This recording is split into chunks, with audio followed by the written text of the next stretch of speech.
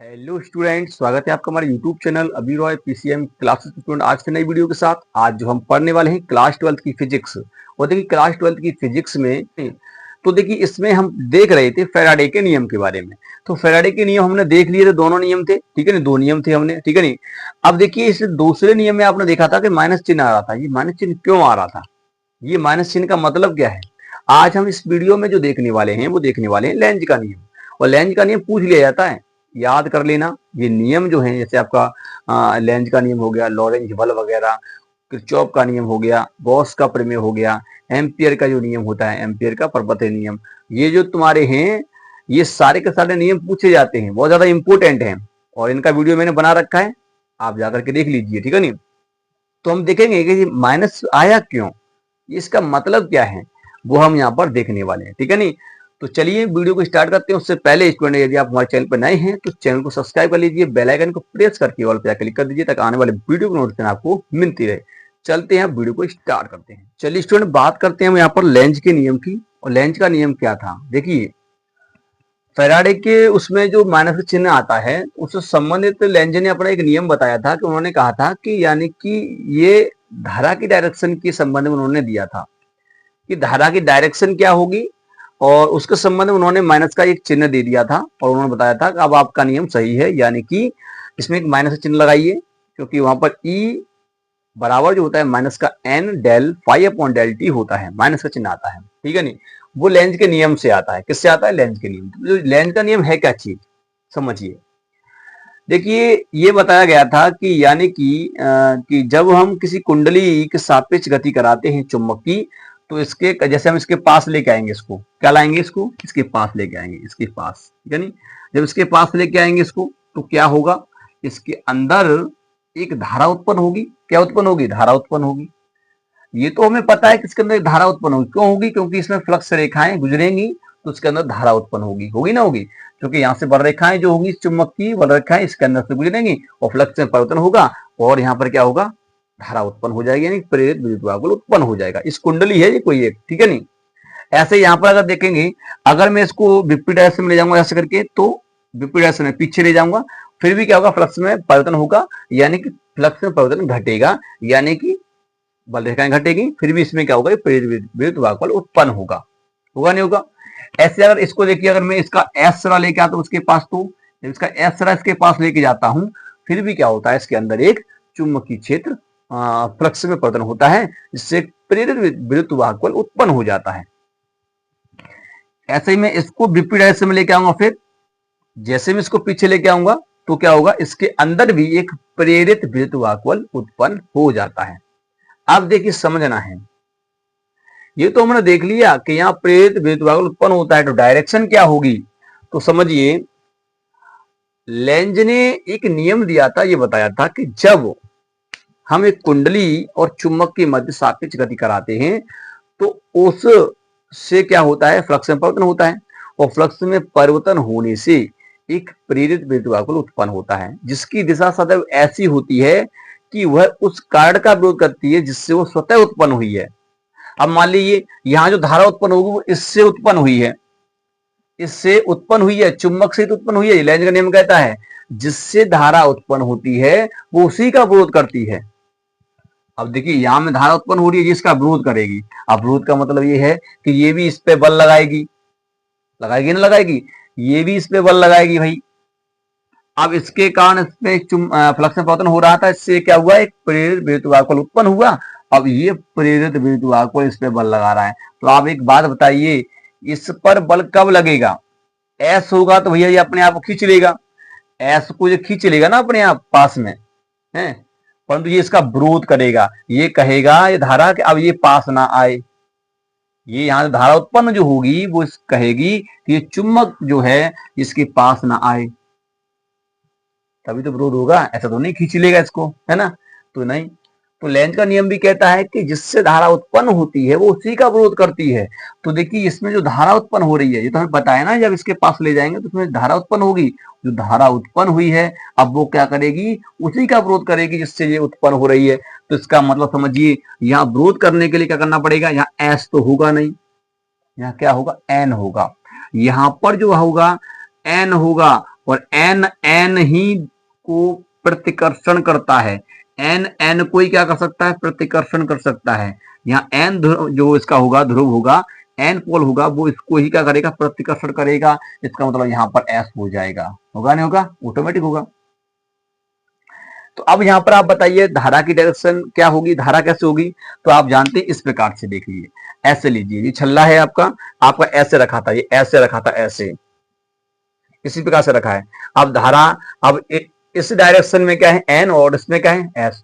आपको पता है सीधे हाथ का नियम, उंगली कर दीजिए इस प्रकार से करोगे तो अभी तो एन आएगा इधर, अंगूठा जिस डायरेक्शन में होगा वहां एन होता है, तो आप ऐसे घुमाएंगे तो एन इस डायरेक्शन में। तो इसका मतलब ये है कि इसमें जो धारा होगी वो ऐसे करके होगी, ऐसे करके प्रवाहित होगी। समझ में आ रहा है कि नहीं आ रहा है, ठीक है, नहीं क्लियर। तो यहां तो समझ में आया कि जिसने विरोध किया इस कार्ड से यहाँ पर धारा इस प्रकार से आएगी, धारा की डायरेक्शन ऐसे होगी, ये धारा की डायरेक्शन होगी। ये इसका विरोध कर रहा है, क्या करेगा, विरोध जब इसके पास ला रहे हैं। अब यहां देखिए, इसको विपरीत ले जा रहे हैं हम, फिर भी तो ये विरोध करेगा।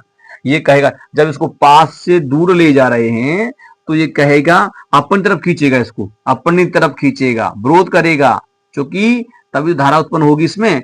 तो यहां पर क्या होगा बताइए, एन तो होगा नहीं, अब एस होगा, क्योंकि एस से खींचेगा, ये जा रहा है दूर परंतु ये खींचेगा अपनी तरफ, तो यहाँ क्या होगा, एन होगा।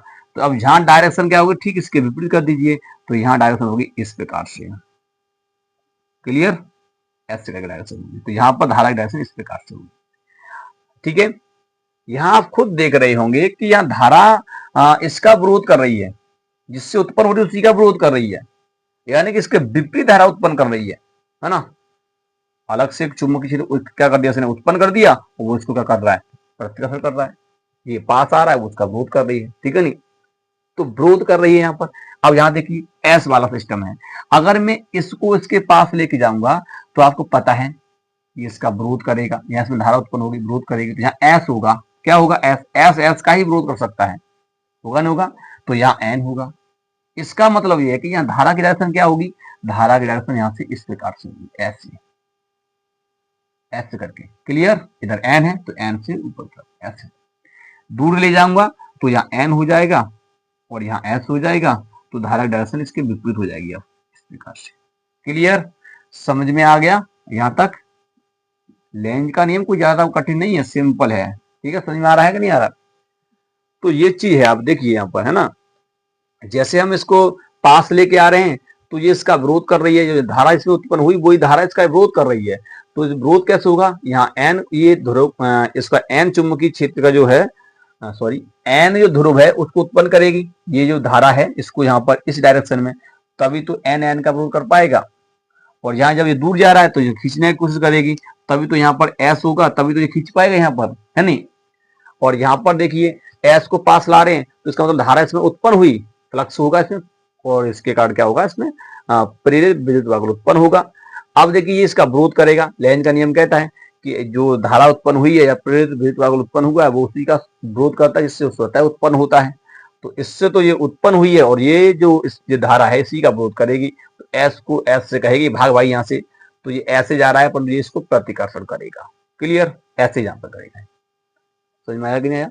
तो लेंज का नियम क्या कह रहा है, लेंज का नियम कह रहा है, लेंज का नियम केवल डायरेक्शन को बता रहा है कि धारा कैसे होगी, और धारा की डायरेक्शन को बताने के लिए वहां माइनस चिन्ह आता है, और ये माइनस चिन्ह इसलिए आता है क्योंकि ये विरोध करता है, उस डायरेक्शन का विरोध करता है जिससे उत्पन्न हुआ है, इससे इस कारण का विरोध कर रहा है जिससे ये उत्पन्न हो रही है, इसलिए वहां पर एक चिन्ह आता है, माइनस का चिन्ह आता है। ऐसा नहीं कि नेगेटिव वैल्यू है, वो नेगेटिव वैल्यू नहीं है, वो केवल डायरेक्शन के लिए होता है, क्लियर, समझ में आया कि नहीं। तो स्टूडेंट उम्मीद करते हैं समझ में आया होगा कि लेंज का नियम क्या होता है। चलिए अब मैं लेंज का नियम यहाँ पर आपको लिखवा देता हूं, चलिए आप उसको नोट कर लीजिए, मैं यहाँ पर लिख दूंगा, ठीक है। चलिए स्टूडेंट अब आप इसको नोट कर लीजिए, क्या लिखा है, किसी कुंडली में उत्पन्न प्रेरित धारा की दिशा सदैव उस कारण का विरोध करती है जिससे वह स्वयं उत्पन्न हुई है, तो इस नियम को ही लेंज का नियम कहते हैं, क्लियर। जो इसमें धारा उत्पन्न हुई है वो उस कारण का विरोध करती है जिससे वह स्वतः उत्पन्न हुई है। इस धारा की दिशा ऐसी होती है कि उस कारण का विरोध करती है जिससे वो स्वतः उत्पन्न हुई है, ठीक है। तो ये क्या है, इसके चित्र वगैरह हैं, आप बनाना चाहो तो बना सकते हैं। और ये इसका नियम होता है, ये नियम आपका पूछा जाता है। अच्छा, एक चीज और पूछा जाता है कि यह नियम किस पर आधारित होता है, तो आप नोट पॉइंट में डाल लेंगे। नोट पॉइंट में क्या डालना है, नोट पॉइंट में आप डाल लेंगे कि यह नियम नियम ऊर्जा संरक्षण पर आधारित है। ऊर्जा संरक्षण ऊर्जा संरक्षण पर आधारित है, क्लियर। ऊर्जा संरक्षण के सिद्धांत पर कार्य करता है क्योंकि इसमें ऊर्जा संरक्षित रहती है, ठीक है नहीं, ऊर्जा क्या रहती है, संरक्षित रहती है। जो इसने ऊर्जा दी वो इसमें क्या है, धारा के रूप में दिखाई दी। किसके रूप में दिखाई दी, धारा के रूप में, ठीक है नहीं। इसका इसने विरोध किया, ठीक है नहीं। जो ऊर्जा इसने यहां से मिली उसका इसने विरोध करके यहाँ पर क्या हुआ, एक धारा उत्पन्न कर दी, विरोध है नहीं। तो जो यह नियम क्या है, इसमें देखिए ऊर्जा क्या है, संरक्षित रही है। क्या रही है, संरक्षित। यहाँ पर हमने यांत्रिक ऊर्जा को विद्युत ऊर्जा में बदल दिया क्योंकि इसको हमने गति कराया और गति करा करके क्या बदल गया, धारा में क्या हो गया, कन्वर्ट हो गया। तो ऊर्जा तो यहाँ संरक्षित रही ना, क्योंकि जिसकी यांत्रिक ऊर्जा कैसे चली गई, विद्युत ऊर्जा में बदल गई। तो इस कुंडली में विद्युत ऊर्जा में इसका क्या हुआ, कन्वर्ट हुआ है। तो यहाँ ऊर्जा कैसी रही है, संरक्षित रही है। तो यह नियम ऊर्जा संरक्षण पर आधारित है, ऊर्जा संरक्षण के नियम पर ही आधारित है, क्लियर। इसमें ऊर्जा संरक्षित रहती है, ऊर्जा नष्ट नहीं होती है, ठीक है नहीं। बस केवल रूप बदल जाता है। यांत्रिक कार्य विद्युत ऊर्जा में, जैसे मान लीजिए एक बल्ब होता है नहीं, प्रकाश देता है। तो एक बल्ब विद्युत ऊर्जा है और विद्युत ऊर्जा क्या बना रही है, प्रकाश। तो प्रकाश ऊर्जा है ना, तो विद्युत का रूप बदल गया केवल, वो प्रकाश देने लगा, तो यानी प्रकाश ऊर्जा हो गया, ठीक है नहीं। परंतु ऊर्जा तो संरक्षित है ना, बस उसका दूसरा रूप वहां पर क्या हो गया, दिखाई दे रहा है, क्लियर। तो ये होता है आपका लेंज का नियम। तो स्टूडेंट उम्मीद करते हैं वो समझ में आ गया होगा और ये आपको पता होना चाहिए। कहता है कि यानी कि यह नियम किस पे आधारित है, तो बता देंगे आप किस पर आधारित है, ऊर्जा संरक्षण के नियम पर आधारित है, ठीक है। इस प्रकार से अब समझ में आया आपको कि माइनस चिन्ह कहां से आया था। वो माइनस चिन्ह जो आया था, जो मैंने आपको बताया था कि E बराबर जो माइनस आता है N और del phi upon del T जो आता है वो यहीं से आता है। ये माइनस चिन्ह ये दिखाता है कि विरोध कर रहा है, फ्लक्स परिवर्तन का विरोध कर रहा है, ठीक है नहीं। तभी प्रेरित विद्युत उत्पन्न हो रहा है और इसकी डायरेक्शन जो है, दिशा, वो उस कार्ड का प्रयोग करें जिससे उत्पन्न हो रही है, इसलिए यह माइनस चिन्ह आया, क्लियर। उम्मीद करते हैं समझ में आ गया होगा, ठीक है। देखिए ये होता है। अच्छा, इस नियम को हम दूसरे नाम से भी जानते हैं, क्या, ल्यूमैन का नियम। किसके नाम से, ल्यूमैन। आप लिख सकते हैं किसके नाम से जानते हैं, ल्यूमैन के नियम से। ल्यूमैन का नियम, इसे ही कहते हैं हम, ये ल्यूमैन का नियम भी इसको हम कहते हैं, क्या कहते हैं, ल्यूमैन का नियम भी कहते हैं, क्लियर। उम्मीद करते हैं समझ में आ गया होगा। तो चलिए, यदि आपको ये वीडियो पसंद आया स्टूडेंट, तो आप क्या कीजिए, एक बार इसको लाइक कर दीजिए, चैनल को सब्सक्राइब करके बेल आइकन को प्रेस भी कर दीजिए ताकि आने वाले ऐसे ही वीडियो को नोटिफिकेशन आपको मिलते रहे। मिलेंगे नेक्स्ट वीडियो में, तब तक के लिए जय हिंद।